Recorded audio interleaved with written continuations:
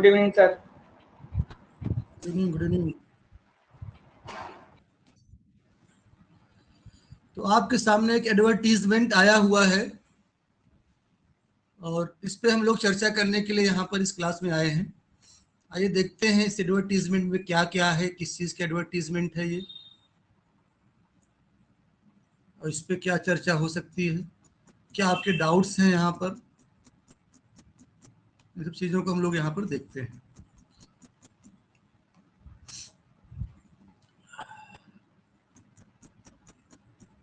ये जो आपका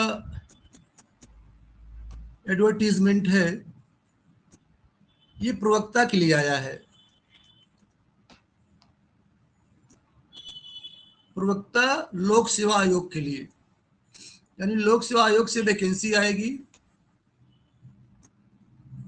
और उत्तर प्रदेश लोक सेवा आयोग से वैकेंसी आएगी। प्रवक्ता जिसको कि लेक्चरर कहते हैं, पुरुष अलग रहेंगे, पुरुष की वैकेंसी अलग रहेगी, महिला की वैकेंसी अलग रहेगी।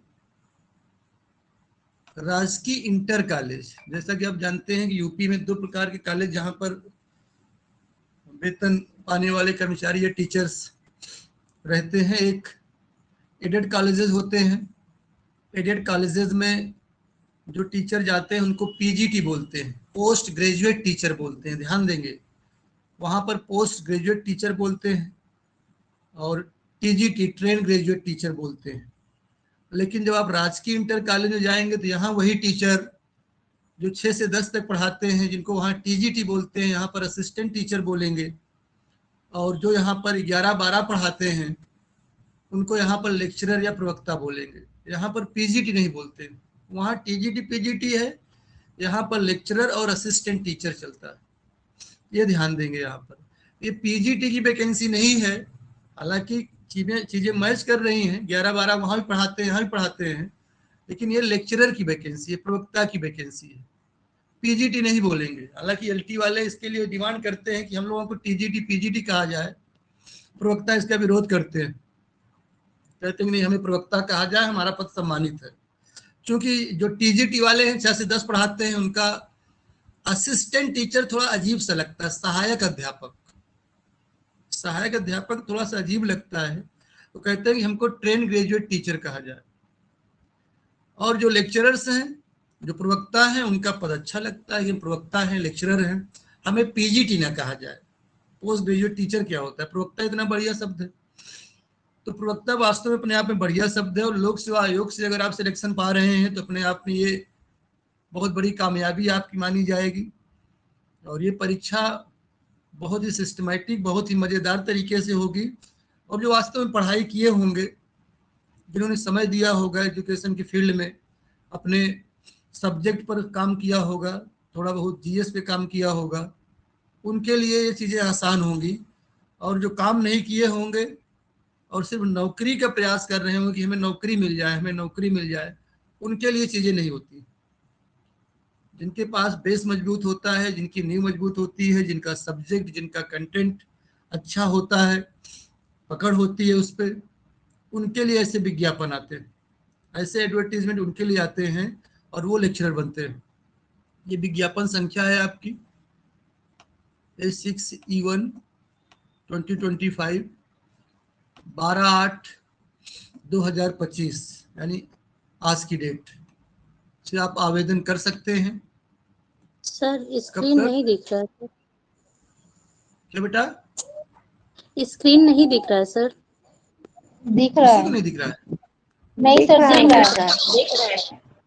दिख रहा है सर। स्क्रीन दिख रहा है बेटा, स्क्रीन मैंने शेयर किया है, तो आप थोड़ा सा ध्यान से देखो। या छोटा दिख रहा हो तो आप मोबाइल आप कर लो इस तरीके से सामने की, बड़ा दिखे थोड़ा सा, जिससे कि आसानी होगी आपको समझने में। तो 12 से लेकर 1 महीने आपके पास समय है फॉर्म भरने की, समय से आप भर ले, लास्ट में थोड़ा सा दिक्कतें आती हैं। और ये 19/9/2025 तक आप आवेदन या सुधार संशोधन शुल्क समाधान के लिए रखा गया है। बाकी बहुत सारी चीजें OTR से जुड़ी हैं, इनको आप जानते रहेंगे। कि ऑनलाइन आवेदन करने के 72 घंटे पूर्व ये काम आप कर लें, OTR प्राप्त कर लें, तब ज़्यादा बेहतर रहेगा आपके लिए कि फॉर्म डालने में आसानी होगी आपको, तभी फॉर्म ही डाल पाएंगे आप। कुछ हम महत्वपूर्ण चीज़ें देखते हैं यहाँ पर जो आपके लिए ज़रूरी हैं,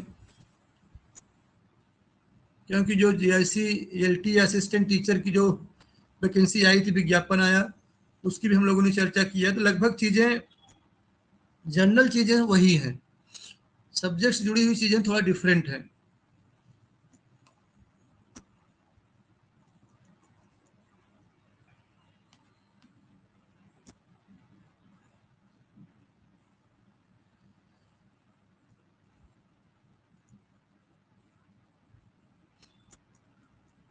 जहाँ जिसको डाउट होगा चर्चा करते चलिएगा कि सर यहाँ पे मुझे डाउट है। तो आवेदन करने के लिए कुछ सूचनाएं हैं आगे, जिनको आप पढ़ेंगे तो बहुत आसानी से यहाँ क्लियर हो जाएंगी, बहुत ज़्यादा इन पे काम करने की आपको ज़रूरत नहीं पड़ेगी।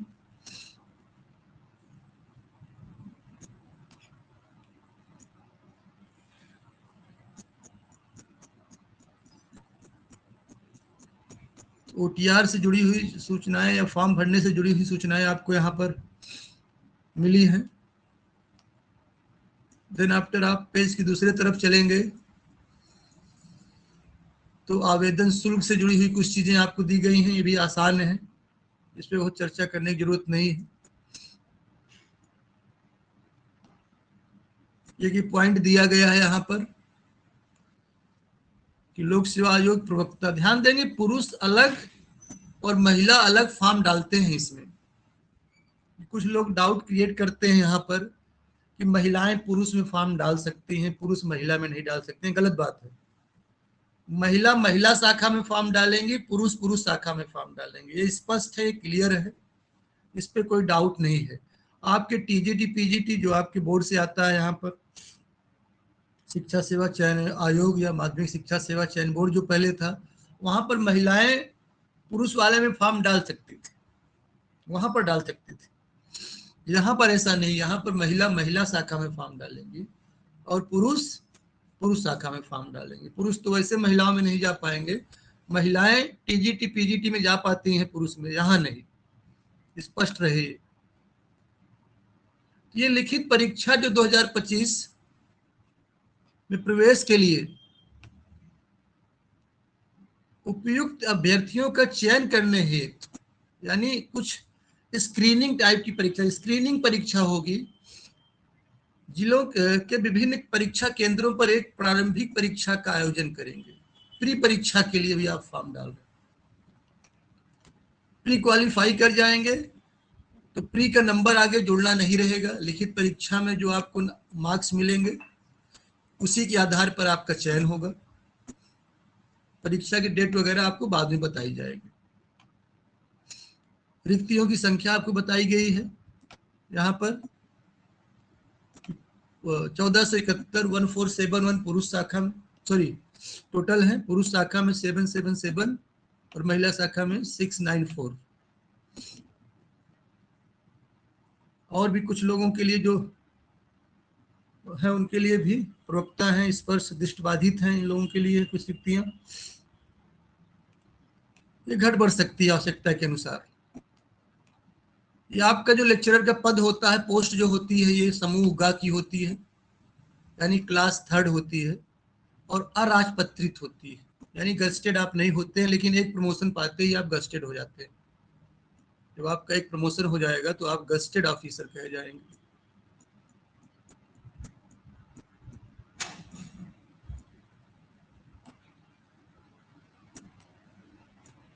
वेतनमान वगैरह जो आपका है वो सब ठीक ठाक रहेगा, कोई दिक्कत नहीं है। आरक्षण से जुड़ी चीजें जो हैं इनको आप देख सकते हैं, वही जनरल चीजें हैं।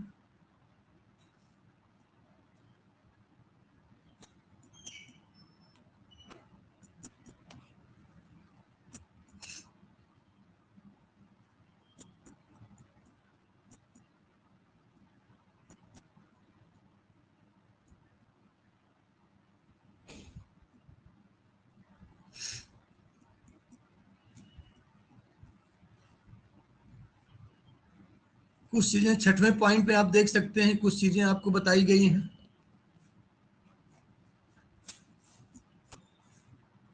आपात कमीशन प्राप्त, अल्पकालिक कमीशन प्राप्त अधिकारियों की पात्रता शर्तें। जो आपात कमीशन प्राप्त हैं, अल्पकालिक कमीशन प्राप्त अधिकारी हैं, उनके लिए विभाग में छूट चाहते हैं या कुछ और प्रकार की छूट चाहते हैं। वैवाहिक स्थिति भी सामान्य सी बात है, जो जनरल चीजें चलती हैं। तो शादी किया है, एक पत्नी हो।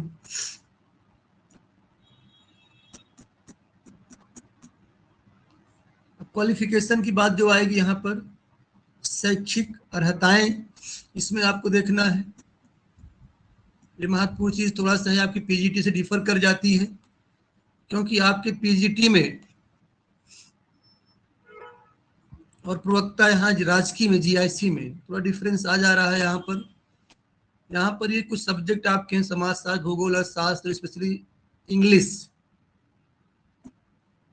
इन सब के लिए जो बात हो रही है कि आप किसी विश्वविद्यालय या मानित विश्वविद्यालय या संस्था से संबंधित विषय में, जिस विषय में आप फॉर्म डालने जा रहे हैं, स्नातकोत्तर यानी मास्टर्स डिग्री आपके पास हो, एमए आपने किया हुआ, और साथ में कोई परसेंटेज बाउंड नहीं है, ध्यान देंगे, कोई परसेंटेज की बाउंड्री नहीं है, कोई परसेंटेज की बाउंड नहीं है कि 50% होगी, 45% हो। सिर्फ एमए आप कर गए हों, गिरते पड़ते लड़खड़ाते उस पार निकल गए हों, एमए पास हैं बस।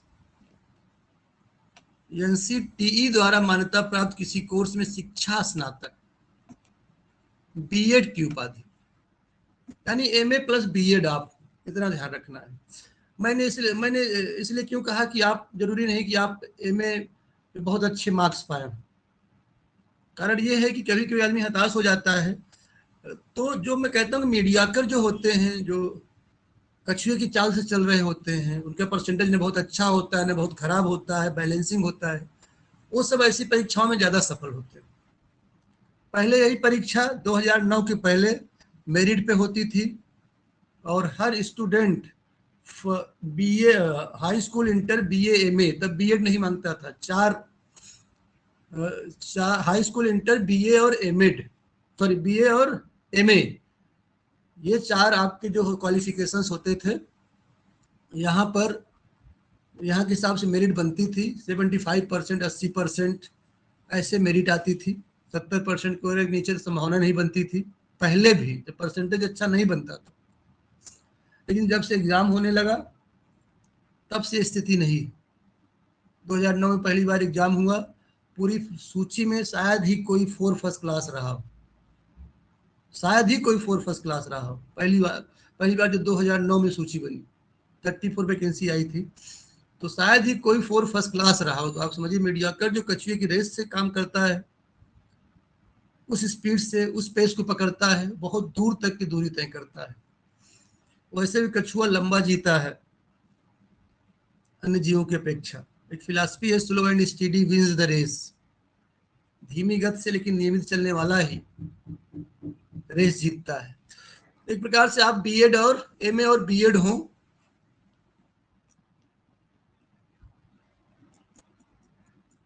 तो बेरोजगारी के दौर में इंसान इतना तो कर ही लेता है कि एमए भी हो गए तो बीएड दौड़ कर लिया। इससे आत्मा को, मन को सुकून मिलता है, और प्रशिक्षित बेरोजगार कहे जाते हैं। फिलहाल यहाँ पे बढ़िया आप इसका इस्तेमाल करें।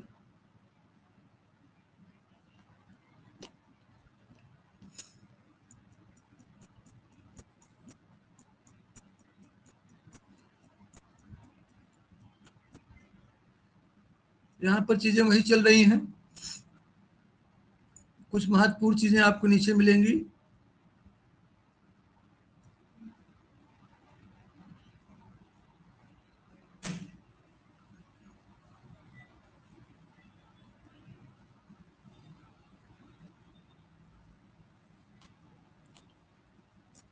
जो एज को लेकर, एज बाउंड वही है जो जीआईसीएलटी या असिस्टेंट टीचर के लिए थी, यानी 40 साल। 40 साल से अधिक के ना हो, 21 और 40 के बीच में आ रहे हों, और जैसे दिव्यांग है उनको छूट मिल जाती है, या जो कोटे में है, कैटेगरी में है, उनको छूट मिल जाती है, वो अलग चीजें। अधिकतम आयु सीमा उन्होंने 5 वर्ष की रखी है, दिव्यांग के लिए 55 वर्ष है।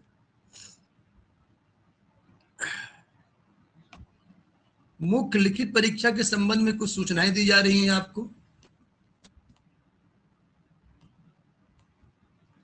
सीधी सी बात है, मेंस आपको लिखना है तो प्री आपको क्वालिफाई करना पड़ेगा, साधारण सी बात है।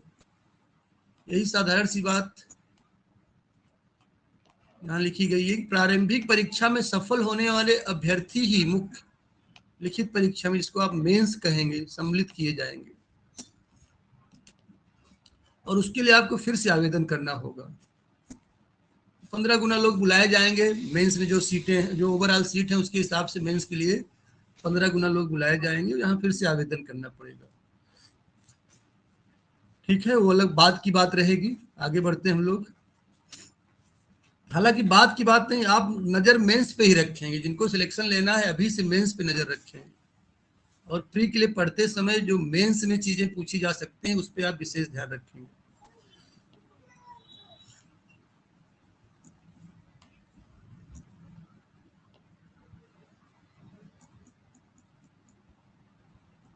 कुछ अभ्यर्थियों के लिए महत्वपूर्ण अनुदेश दिए गए हैं, जो कि बहुत साधारण चीजें हैं, इनको आप देखेंगे तो आप क्लियर हो जाएगा।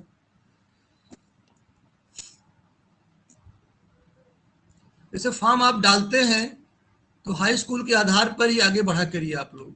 हाई स्कूल अथवा समकक्ष उत्तीर्ण परीक्षा के प्रमाण पत्र में अंकित जन्म तिथि ही मान, सब कुछ, आपका नाम, पिता का नाम, माता का नाम, जो सारी चीजें हैं, date of birth, high school के आधार पे ही आगे बढ़ती है। इंटरमीडिएट में, ग्रेजुएशन में, पीजी में, बीएड में कहीं पर आपकी गलती हो गई है तो वहां पे आप जाकर करेक्शन कराइए। हाई स्कूल में करेक्शन के चक्कर में मत पड़िए। हाई स्कूल में जब आप करेक्शन कराने के चक्कर में पड़ते हैं तो लेने के देने पड़ जाते हैं, बहुत मुश्किल हो जाती है।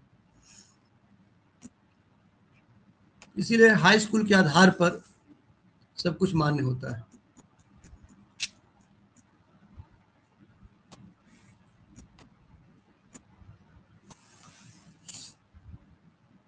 प्रारंभिक परीक्षा के आधार पर मुख्य परीक्षा में 15 गुना अभ्यर्थी सफल घोषित किए जाएंगे मुख्य परीक्षा के लिए।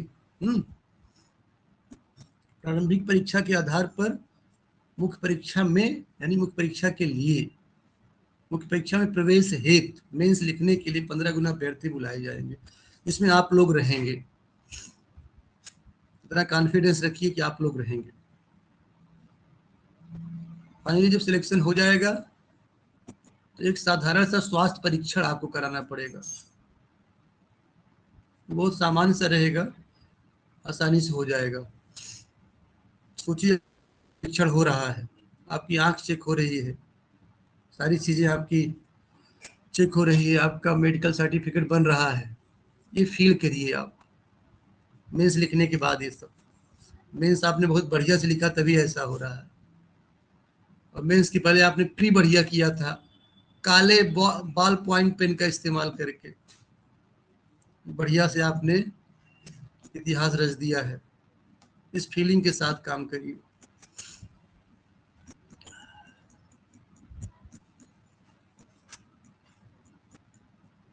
कभी कभी जब आप एग्जाम देने जाते हैं तो वहां गलती कर जाते हैं, घबराहट में लास्ट टाइम पे नहीं ध्यान देते हैं, तो उसमें बहुत, जब प्री का एग्जाम आप दे रहे हो तो आपको जो एमआर सीट मिलती है 3 प्रतियों में मिलती है। एक मूल प्रति होती है जो गुलाबी होती है, जिसपे आप इतिहास रचते हैं, वो चली ही जाती है। द्वितीय प्रति कभी मिलाने की आवश्यकता पड़ने पे कोर्ट वोर्ट मामला जाए तो उसको जो है रिजर्व कर दिया जाता है, संरक्षित कर दिया जाता है, वो हरी होती है। तो तीसरी प्रति अभ्यर्थी के लिए होगी जो नीली होगी। आप काले अथवा नीले बाल पॉइंट पेन का इस्तेमाल करते हैं और नीली आपकी प्रति रहेगी, जिसको आप लेकर आएंगे, घर पे मिला लेंगे। निगेटिव मार्किंग रहेगी तो ध्यान रखना है कि आपको बचना है, आपको ध्यान रखना है कि आपके आपने 4 क्वेश्चन अटेम्प्ट किए और एक ही सही हुआ उसमें और 3 गलत हो गए, तो आप मान के लिए क्यों नहीं सही हुआ।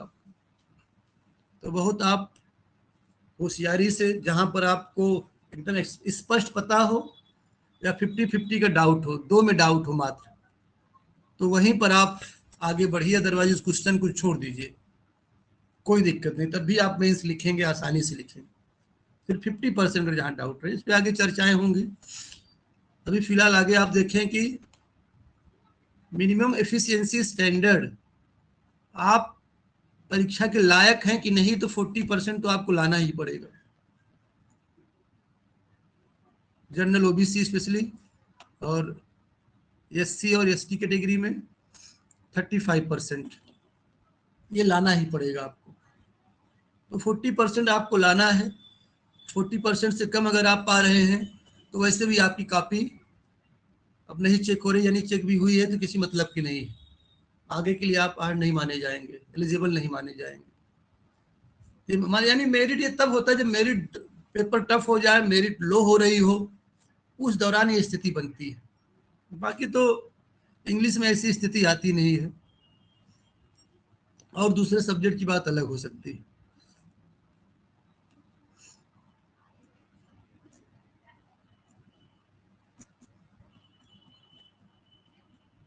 कुछ साधारण चीजें बताई गई हैं, सामान्य अनुदेश है।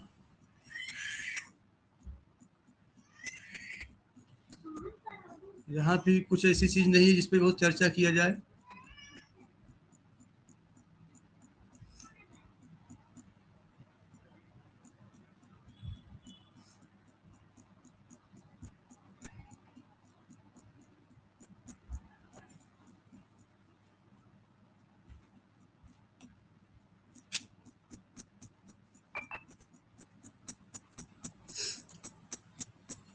अब आगे कुछ महत्वपूर्ण चीजें आपको मिलने जा रही हैं, ध्यान रखेंगे।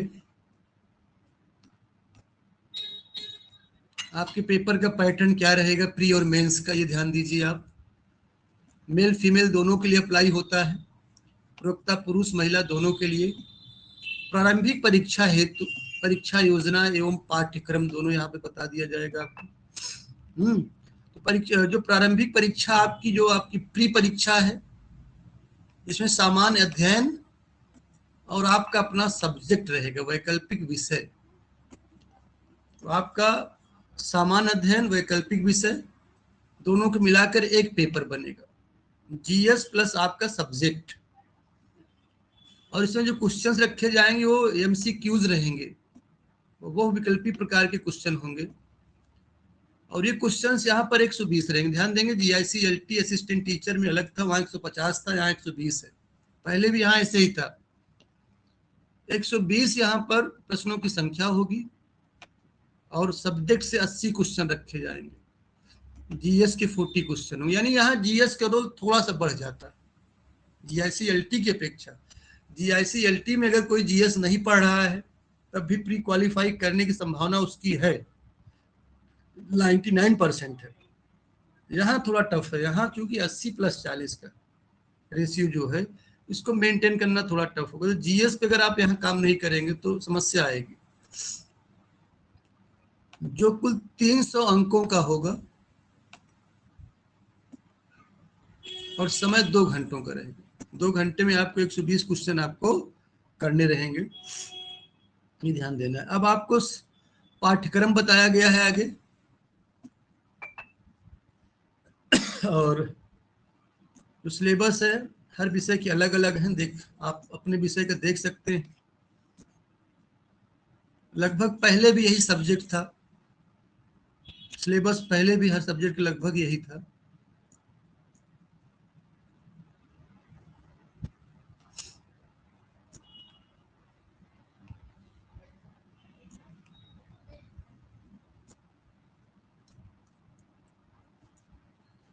तो ये देखिए 2 प्रकार के जो पेपर हैं आपके, प्रथम प्रश्न पत्र और द्वितीय प्रश्न पत्र। अभी मेंस में आ गए हम लोग, मेंस की हम लोग बात कर रहे हैं। यहाँ पर 2 पेपर होंगे आप। पहला पेपर हिंदी व निबंध का, हिंदी व निबंध का रहेगा। 2 घंटे का समय दिया जाएगा, 100 मार्क्स का होगा।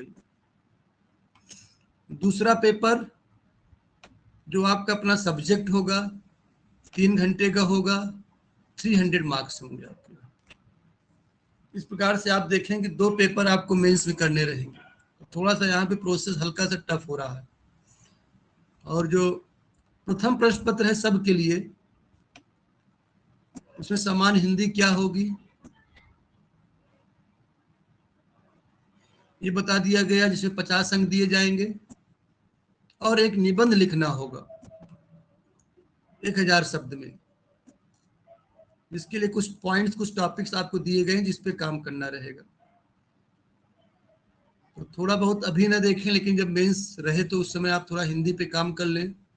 वैसे भी हिंदी मदर टंग है, थोड़ा सा यहाँ हिंदी के बारे में जानना जरूरी रहेगा।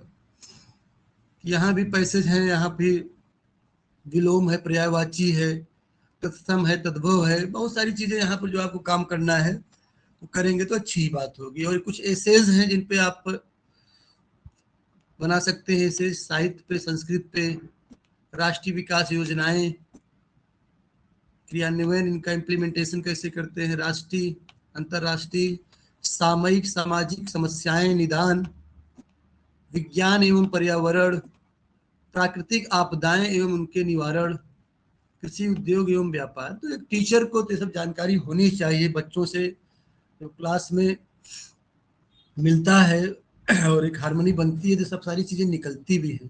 कभी प्राकृतिक आपदा की बात कर रहा है, कभी बारिश से बचने, कभी रोड सेफ्टी की बात कर रहा है, कभी सर्पदंश या इस तरह की घटनाएं आ रही हैं उनसे बचाव की बात कर रहा है, कभी सिलेंडर, बहुत सारी चीजें, कभी भूकंप, इन सब चीजों, सामान्य चीजों की बात वैसे भी क्लास में करता है टीचर।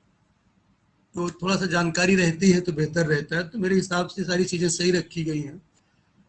और आपका जो दूसरा प्रश्न पत्र है, सेकेंड पेपर, मेंस में ही पहला पेपर, मेंस में ही पहला पेपर आपका 50 + 50 का हो गया। 50 में पूरा हिंदी ये कवर हो रहा है, 50 में एक निबंध आपको लिखना है। और सेकेंड पेपर जो आपका रहेगा मेंस में, उसमें आपको 20 क्वेश्चंस करने रहेंगे। सारे क्वेश्चंस करने होंगे, हालांकि वो खंडों में विभाजित होंगे। जैसे सेक्शन ए जो आपका खंड आ रहेगा, उसमें 5 प्रश्न जो कि सामान्य उत्तरों की शब्द सीमा 250, यानी ये लॉन्ग आंसर टाइप क्वेश्चंस होंगे। और इनको आप कर गए तो हर क्वेश्चन पे आपको 25 मार्क्स, 25 मार्क्स, यानी 125 मार्क्स दिए जाएंगे, अलॉट किए जाएंगे यहाँ से आप। तो मेंस में सबसे बड़ा पोर्शन यही है आपका।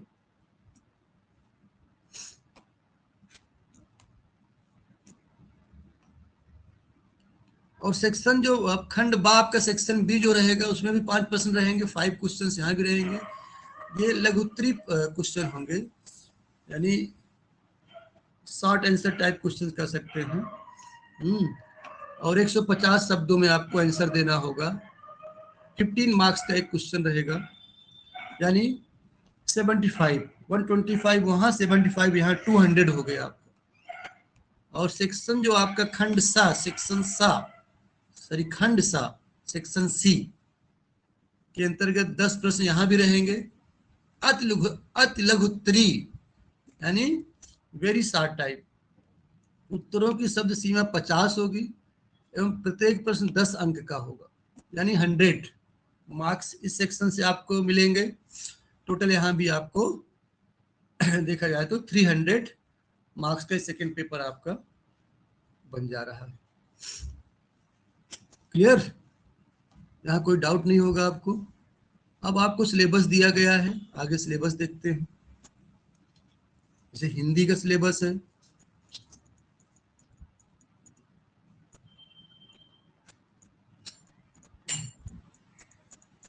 भौतिकी है, और हम लोग इंग्लिश के सिलेबस की थोड़ा चर्चा कर लेते हैं।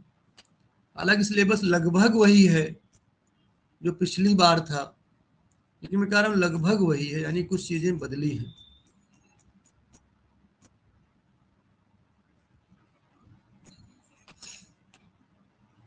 तो ऑथर्स एंड वर्क्स, आपका जो इंग्लिश का ये पोर्शन है,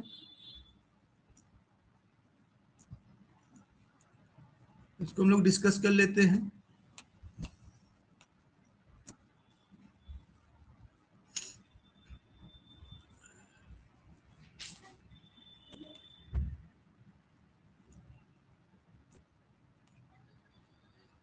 तो इंग्लिश में सेक्शन ए आपको जो दिया गया है यहाँ पर पढ़ने के लिए, इसमें कुछ ऑथर्स दिए गए हैं और उनके वर्क्स दिए गए हैं। शुरुआत हुई है जॉफरी चासर से, जिनके बारे में मैथ्यू अर्नल्ड साहब ने कहा है, with him was born our real poetry, with him was born our real poetry. उन्हीं के साथ हमारी रियल पोइट्री बॉर्न हो रही देखा जाए। उसके बाद शेक्सपियर, उन्होंने लिटरेचर को एकदम पीक पर पहुंचाया। मिल्टन जैसे इंटेलेक्चुअल, एकदम एक प्रकार से देखा जाए तो आप हिस्ट्री एक क्रोनोलॉजी भी पढ़ते चले आ रहे हैं। चासर, फिर शेक्सपियर, फिर मिल्टन, लगभग एजेस बदलती जा रही हैं और उस एज के मास्टर राइटर्स आपको मिल रहे हैं। जॉन ड्राइडन, पोप अलग हैं, विलियम वर्ड्सवर्थ अलग हैं, दोनों को एक राइटर न समझ लीजिएगा। पोप विलियम वर्ड्सवर्थ नहीं, पोप अलग हैं और विलियम वर्ड्सवर्थ आपके अलग है। पीबी शेली, जॉन कीट्स। तो आप देखिए आपके रोमांटिक में 3 राइटर अभी तक आ गए हैं, पीबी शेली, जॉन कीट्स और वर्ड्सवर्थ। और आप जब विक्टोरियन में जाते हैं तो Tennyson, Alfred Lord Tennyson, Matthew Arnold, Charles Dickens, ये 3 राइटर आपको विक्टोरियन में मिल जा रहे हैं। उसके बाद जब मॉडर्न में आप जाते हैं, विक्टोरियन से मॉडर्न में जा रहे हैं, तो विक्टोरियन में थॉमस हार्डी आपको मिलेंगे, विक्टोरियन में ही, लेकिन आपको मॉडर्न में उतार देते हैं। नॉवल इन्होंने विक्टोरियन एज में लिखा, पोइट्री मॉडर्न एज में। फिर मॉडर्न एज में और राइटर जो आपको मिल जाएंगे, W.B. ईट्स, सही कर लीजिएगा, W.B. फुल स्टॉप यहाँ पे है और ईट्स में एस लगा रहेगा और फिर कामा हो जाएगा, W.B. ईट्स। हालांकि एडवर्टीजमेंट में गलती नहीं होनी चाहिए, मान लीजिए हो ही गई है तो आप जानते रहें W.B. ईट्स। छोटी मोटी गलतियां हैं, आप पकड़ लेंगे। T.S. एलियट, मॉडर्न एज आपकी चल रही, G.B. Shaw, George Orwell. तो ये ब्रिटिश लिटरेचर आपने जॉर्ज ऑरवेल तक पढ़ा। फिर आप इंडियन में चले आएंगे, राजा राव को पढ़ेंगे, ऑरवेल का ओ कैपिटल में कर लीजिएगा। मूलराय आनंद, यहाँ कामा कर दीजिएगा आप। निसीम इजकिल, ये आपने इंडियन में पढ़ लिए, राजा राव, मूलराय आनंद, निसीम इजकिल। मतलब पूरी वर्ल्ड लिटरेचर का आप बेहतरीन टेस्ट ले रहे हैं। Robert Frost, Ernest Hemingway, Harold Pinter, Pinter में आर लगा दीजिएगा, हारोल्ड पिंटर। हारोल्ड पिंटर यहाँ पे आ गए हैं तो पोस्ट मॉडर्न राइटर का। जैसे रॉबर्ट फ्रॉस्ट आपके और अर्नेस्ट हिमिंग्वे, ये 2 आपके अमेरिकन हो गए, यहाँ पर दोनों अमेरिकन हो गए। हारोल्ड पिंटर तो पोस्ट मॉडर्न टेस्ट आप लेना शुरू कर दिए। रविन्द्रनाथ टैगोर है इंडियन ही लेकिन वर्ल्ड फेम्ड है, और देखा जाए तो नोबेल प्राइज मिला है इनको, स्पेशली हारोल्ड पिंटर को भी मिला है, टैगोर को भी मिला है, और मिला तो हिमिंग्वे को भी है, लेकिन आर्यन टैगोर को अलग से जो है रखा गया, यहाँ पर नहीं रखा गया है। राजा राव, आनंद, निसीम इजकिल के बाद नहीं रखा गया। आर्यन टैगोर के बाद हो जाते हैं गिरीश कर्नाड, यानी ये करेंट हो जा रहे हैं, देखा जाए तो करेंट हो जा रहे हैं। गिरीश कर्नाड, V.S. नायपाल, अमिताभ घोष, विक्रम सेठ, कमला दास को यहां रखा गया है। टेड ह्यूजेस, तो जैसे V.S. नायपाल, अमिताभ घोष, विक्रम सेठ आपके आ जा रहे हैं, पोस्ट कॉलोनियल ऑथर्स हैं सब या करंट ऑथर्स हैं सब। कमला दास हैं, टेड ह्यूजेस हैं, टेड ह्यूजेस, कमला दास इंडियन यहाँ पे आ जा रही हैं। और कहीं ना कहीं विक्रम सेठ, अमिताभ घोष, BS नायपाल भी इंडिया से बिलोंग करते रहे हैं, जुड़े हैं। टेड ह्यूजेस के बाद, टेड ह्यूजेस आप फिर से इंग्लैंड चले गए और फिर आप अमेरिका चले गए, वाल्ट विटमैन, और फिर इंडिया आ गए खुशवंत सिंह पर। खुशवंत सिंह जिनकी रिसेंटली डेथ हुई थी 2013-14 के आसपास इनकी डेथ हुई, और इनसे मिलने इनके आवास पर डॉक्टर APJ अब्दुल कलाम गए। बड़ी हस्ती खुशवंत सिंह भी अपने आप में रहे हैं, ऐसा नहीं कि कलाम जी मिलने गए तो बड़ी हस्ती हो गए, अपने आप में बड़ी हस्ती हैं। और सेक्शन B आपको जो अलॉट किया जा रहा है, इसमें literary terms, specially literary terms जो आप MH अब्रम से पढ़ते रहे हैं, उस पर आपको कमांड करना रहेगा। मूवमेंट्स, यानी हिस्ट्री में कौन कौन से मूवमेंट्स आ रहे हैं, कहीं रिनेसेंस आ रहा है, कहीं न्यू क्लासिसिज्म आ रहा है, तो कभी वहां पर फ्लाइट्स आ रहे हैं, तो ये बहुत सारी चीजें आगे दिया भी है। फार्म्स, बहुत सारे फार्म्स और लिटरेरी क्रिटिसिज्म पे भी काम करना है यहाँ पर। ये TGT PGT में लिटरेरी क्रिटिसिज्म नहीं मिलता रहा है। ये आपके देखिए मूवमेंट्स हैं, Renaissance, Reformation, metaphysical poetry, classicism, romanticism, the Pre-Raphaelites, modern literature फिर आ जाती है। उसके बाद ये आपके फॉर्म्स हैं, मेजर स्टैंजा फॉर्म्स, जैसे sonnet, ballad, mock epic, elegy, post modern literature, ये रखा गया अलग से, ये पॉइंट अलग से रखा गया है, जिसपे थोड़ा सा आपको काम करना पड़ेगा अलग से। हालांकि यहाँ राइटर्स में नहीं रखा, अच्छा किया इन्होंने, इसलिए यहाँ बेहतर है कि हम पोस्ट मॉडर्न लिटरेचर भी जाने, कॉलोनियल लिटरेचर भी जाने, जिस समय कोई देश गुलाम रहा है और जब गुलामी से निकल आया है उसके बाद की लिटरेचर कैसी है, पोस्ट कॉलोनियल लिटरेचर जाने हम, और इंडियन राइटिंग्स इन इंग्लिश, इसको भी हम जानते रहे। और सबसे महत्वपूर्ण बात, लिटरेरी क्रिटिसिज्म, ये किस लिए आए हैं? Aristotle, Dryden, doctor Johnson, ST Coleridge, Wordsworth, Matthew Arnold और TS एलियट, इनका हमें लिटरेरी क्रिटिसिज्म करना है। लास्ट में आलोचना करना है कि अरिस्टोटल ने क्या कहा है लिटरेचर के बारे में, पोइट्री के बारे में, अपने गुरु को कैसे क्रिटिसाइज किया, ड्राइडन ने क्या कहा है as a critic, doctor Johnson as a critic, ST Coleridge as a critic. वास्तव में ये सब हिस्टोरिकल क्रिटिसिज्म के मास्टर्स हैं और बेहतर तरीके से इनके एसेज वगैरह में चीज़ों को डिफेंड किया जाता है, लिटरेचर के बारे में अच्छे से बात रखी जाती है। इनकी कोई बुक है, कोई एसे है, कोई क्रिटिकल वर्क है, तो वहाँ का जो जिस्ट होगा वो हम लोग चर्चा करेंगे। जैसे वर्ड्सवर्थ का प्रीफेस है, ST कॉलरिज की बायोग्राफिया लिटरेरिया है, तो क्रिटिसिज्म के बारे में क्या कह रहे हैं लोग। मैथ्यू अर्नल्ड ने बहुत एज ए क्रिटिक बहुत फेमस हुए। TS एलियट इस ट्रेडिशन से निकल जाते हैं, देखा जाए तो जिस ऑब्जेक्टिव एंडीवर की शुरुआत करते हैं मैथ्यू अर्नल्ड, TS एलियट एकदम नई क्रिटिक में चले जाते हैं। तो आप क्रिटिसिज्म भी थोड़ा सा यहाँ पढ़ेंगे, अच्छी चीज है ये भी। और देन आफ्टर हम लोग लैंग्वेज पे काम करते हैं, इसके बिना उद्धार नहीं होना है, इसको आप पीछे छोड़ के आगे नहीं बढ़ सकते हैं। यहाँ पर शॉर्ट अनसीन पैसेज रहेगा फॉर कॉम्प्रहेंशन के लिए। करेक्शन ऑफ सेंटेंसेज होंगे जो कि आपके noun, pronoun, adjective, verb, adverb, preposition सबसे निकल के आएंगे। डायरेक्ट एंड इनडायरेक्ट नरेशन आपका रहेगा। ट्रांसफॉर्मेशन ऑफ सेंटेंसेज रहेगा जिसमें एक्टिव पैसिव बहुत महत्वपूर्ण होगा। Synonyms, antonyms, homonyms, rearranging the jumbled sentences, odd sentences दिए गए उनको जो आप रीअरेंज कर रहे हैं। Fill in the blanks with appropriate prepositions, fill in the blanks with appropriate, यानी प्रीपोजिशंस अलग से रखा गया है, अलग टॉपिक ही डिफाइन कर दिया गया है, तो यानी प्रीपोजिशन से क्वेश्चन ठीक ठाक बनेगा। एडियम्स एंड फ्रेजेस वोकैब में आ गया।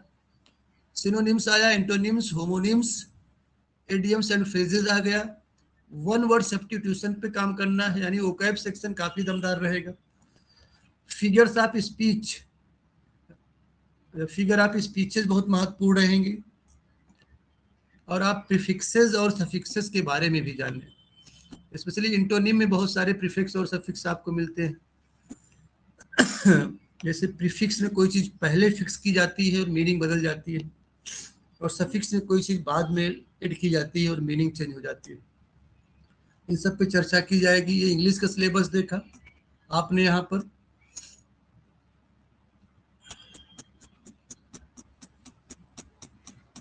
इस तरीके से एडवर्टीजमेंट आपके लिए एक प्रकार का वरदान है, बोन है। आप अच्छे से काम करें इस पे, और उम्मीद करें कि आप लेक्चरर बन रहे हैं। हर समय इस फीलिंग के साथ काम करें। कभी भी एक निगेटिव थॉट आपके पूरे करियर को, आपकी पूरी तैयारी को तबाह कर सकता है।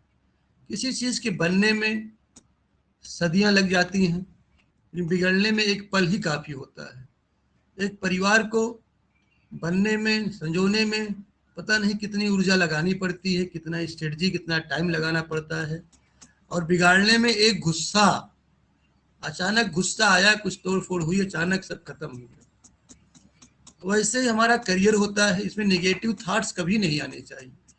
और किस बात की नेगेटिविटी, आप अगर अपना बेस्ट दे रहे हैं तो आप सकारात्मक ऊर्जा से भरे हुए हैं, फिर नेगेटिव थॉट आने की कोई संभावना ही नहीं बनती आपके। नकारात्मक लोगों से दूर रहिए,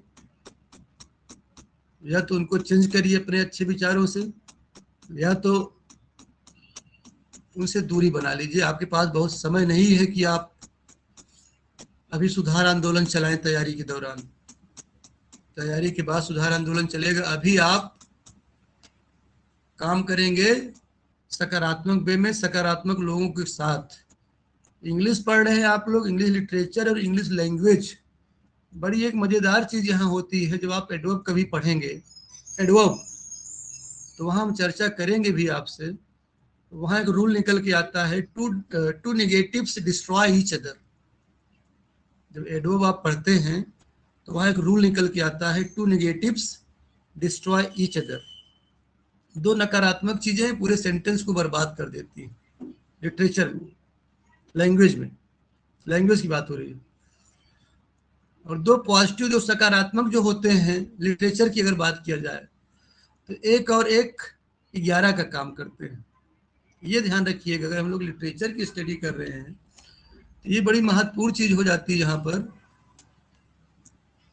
इंग्लिश पढ़ रहे हैं तो इंग्लिश लिटरेचर लैंग्वेज दोनों का संयोजन अगर बन रहा है तो लैंग्वेज क्या रहे कि दो निगेटिव नहीं काम कर सकते, दो नकारात्मक चीजें आगे नहीं बढ़ सकती।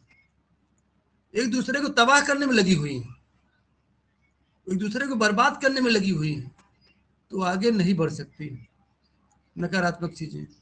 हाँ, दो सकारात्मक चीजें एक और एक 11 का काम करती हैं, ये ध्यान रखिएगा।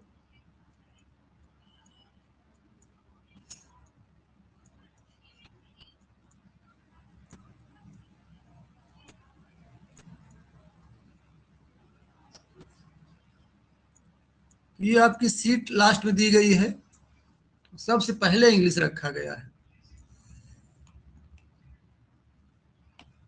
इंग्लिश में 84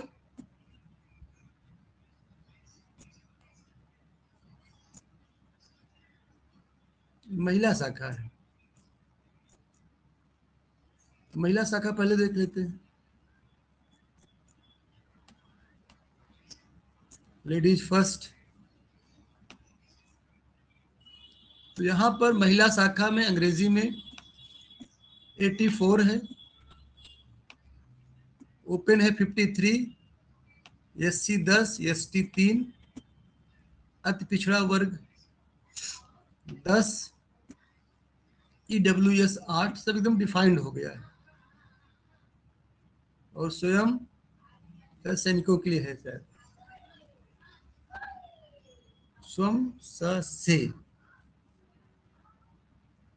इनके लिए एक सीट है। जो होंगे उनके, उनको जानकारी। दिव्यांग जन भी हैं, जब भूतपूर्व सैनिक अलग हैं। कुल मिला के यही सीटें आपको मिल रही हैं। जनरल के लिए 53 देखा जाए।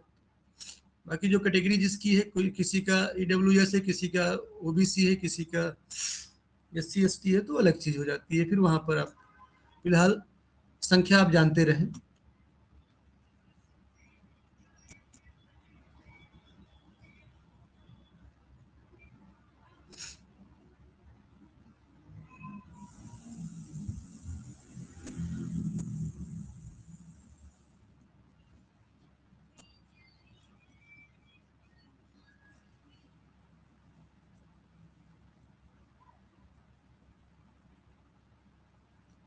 इधर आप देख लीजिए बॉयज की जो है कैटेगरी में कितनी सीटें हैं।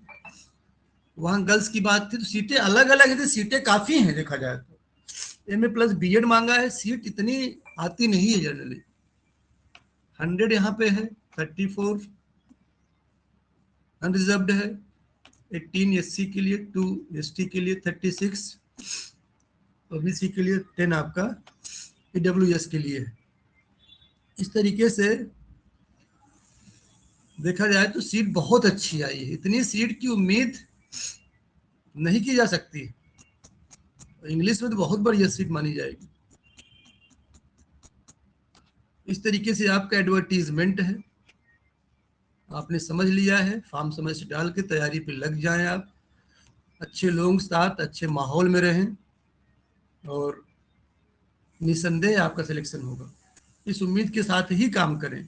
मैंने शुरू से कहा कि नेगेटिव थॉट लेके कोई काम करना नहीं है, और नेगेटिविटी कुल मिला के मान के चलिए सिर्फ आपको डिस्ट्रॉय करेगी और कुछ नहीं करेगी। तो बेहतर है कि आप सकारात्मक पहलू से आप काम करेंगे, सकारात्मक माहौल बनाएंगे, पॉजिटिविटी स्प्रेड करेंगे और एक बेहतरीन तरीके से आप आगे बढ़ेंगे।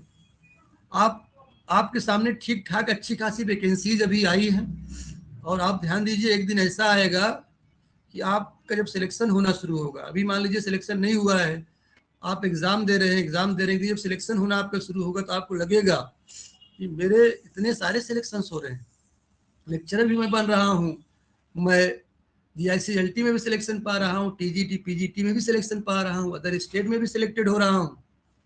अगल बगल वाले ताज्जुब में मानेंगे। इसलिए जिसकी तैयारी हो जाती है, परफेक्शन लेवल मिल जाता है, लिटरेचर में, लैंग्वेज में, वर्ड पावर में, सारी चीज़ों पे जब एक टॉप लेवल आप ठीक ठाक लेवल पा जाते हैं तो आपका एग्जाम निकलना शुरू होता है।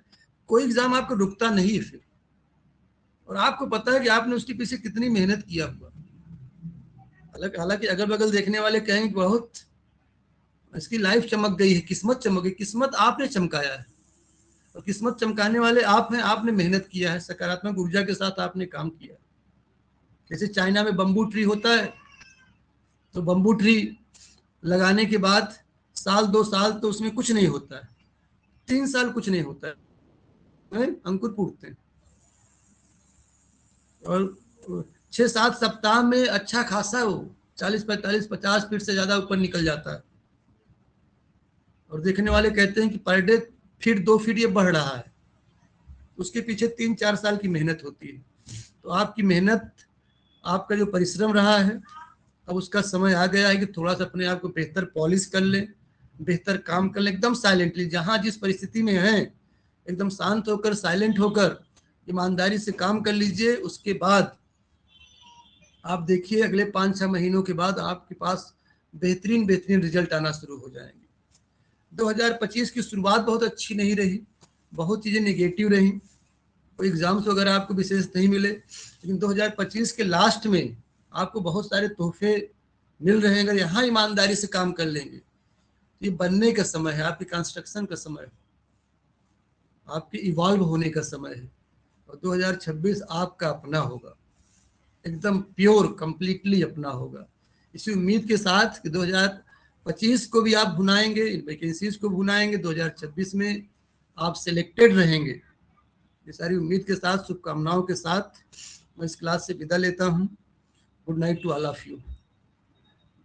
किसी कुछ कहना हो गुड तो night 1-2 sir, minute, thank you sir. किसी कुछ कहना हो तो 1-2 मिनट बोल सकते हैं। Hello sir. हाँ बोलिए। सर इसके सारे फॉक्स हम लोग को पढ़ना पड़ेगा, जो जो राइटर्स दिए हैं? हाँ वो डिस्कस करेंगे, सब पढ़ना पड़ेगा। ठीक पढ़ना है। पड़ेगा नहीं, पढ़ना है, ये तो खुशी की बात है। हाँ ये कैसे बोलते हैं हम लोग, पढ़ना पड़ेगा? पढ़ना है, नहीं, इतना जैसे बढ़िया कि चासर को पढ़ने को मिलेगा, चासर की कैंटरबरी टेल पढ़ने को मिलेगा आपको, इतना सौभाग्य है आपको, सोचिए, है ना। सर आप कराएंगे ना? ये चर्चा होगी, इस पे चर्चा होगी। ओके अभी एडवर्टीजमेंट से जुड़ी हुई कोई बात हो तो आप कर सकते हैं। सर मेरा गुड एक इवनिंग डाउट है सर। सर मैं ये हेलो सर। पूछना चाह रही थी, जैसे जो जनरल वाले कैटेगरी के हैं सर, अगर उनके पास ईडब्ल्यूएस है और वो उसे लगा दे तो सर वो जनरल में भी तो फाइट करेंगे ना? हाँ, बशर्ते वो कोई भी कैटेगरी वाला अगर जनरल में जाना चाह रहा है तो उस कैटेगरी का लाभ न लिया हो। जैसे एज के लिए आप लाभ ले रहे हो, फिर जनरल में जाना चाह रहे हो, तो ये चीज निकल के आएगी। Okay sir. जनरल में तो मतलब ओपन है, सबके लिए है, और जब आदमी गिरता है तो अपनी कैटेगरी में जाता है, लेकिन पहले से कोई लाभ लिया है कैटेगरी का तो फिर कैटेगरी में रहेगा। जैसे कोई व्यक्ति 44 साल का है, 44 साल का है, ओबीसी कोटे से फॉर्म डाला है, तो वो जनरल में होते हुए भी जनरल में फाइट नहीं कर पाएगा। उसके मार्क्स अच्छे हैं, जनरल में जा रहा है, लेकिन उसका भी सिलेक्शन ओबीसी में होगा। हाँ बताइए सर। जो एसए का पेपर है सर, वो उसका मीडियम हम चूज कर सकते हैं, हिंदी मीडियम ना दे करके इंग्लिश मीडियम में दें?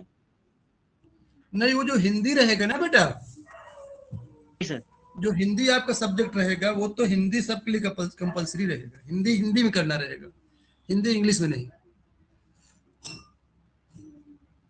Good evening sir. सर मेरा ओपन यूनिवर्सिटी से पीजी है बीएड के साथ में, तो एलिजिबल है ना? यूजीसी की गाइडलाइन थी इसीलिए किए हैं। हाँ हाँ हाँ, एलिजिबल हैं आप, एलिजिबल हैं।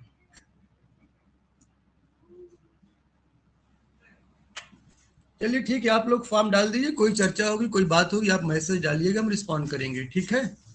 आज के लिए इतना ही। Good night to all of you. Thank you sir. Good night sir. Thank you sir. Good thank you night sir. Sir.